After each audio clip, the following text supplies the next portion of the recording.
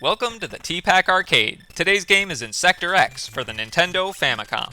In this 1990 shoot-'em-up from Taito and Hot B, you fight bugs, because bugs are gross, so why wouldn't you fight bugs?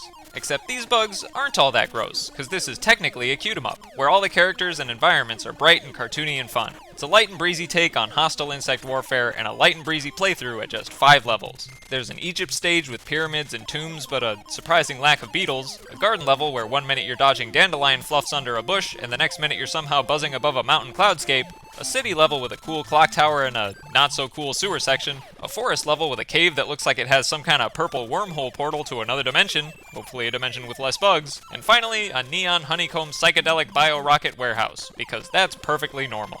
All the enemies in Insector X, just in case the title isn't explicit enough, are bugs, except for the ones that aren't bugs. And by that, I mean the fish that show up like twice, but they don't really count. And the bosses are, you guessed it, bigger bugs. But what you might not expect is that they have machine guns and flamethrowers and look like members of the insect mafia. The power-ups are pretty interesting because even though a stacking upgrade system is pretty standard for most shooters, the power boosts here just seem to stack and stack and stack endlessly.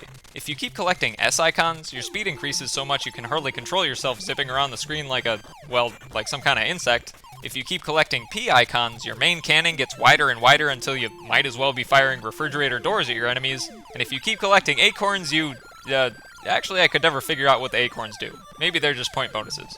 Anyway, if you collect red atom icons, you go from wave missiles to a spread shot that can fire in the opposite direction you're moving to more and more powerful rocket launchers. And if you collect blue atom icons, you get a ground bomb that upgrades all the way to some kind of Roman candle that you plant on the floor and it just spews fireballs all over the place. To be honest, I pretty much always grabbed the atom icons when they were flashing red, because a spread shot is way more useful in this game than ground bombs. Except against the final boss. That mad scientist guy had this big metal planet that shot out tiny metal planets, and no matter what I did, they would peg me in the face like dodgeballs in 5th grade PE. So my only solution to win the fight was sitting in the corner, activating endless Roman candles, and praying that they would take out all the planets while I blasted the scientist. As far as visuals go in this game, I may not like bugs, but I sure do like cute cartoons, so Insector X does right by me. Even with the detailed post-level renderings of each boss crying and covered in bandages.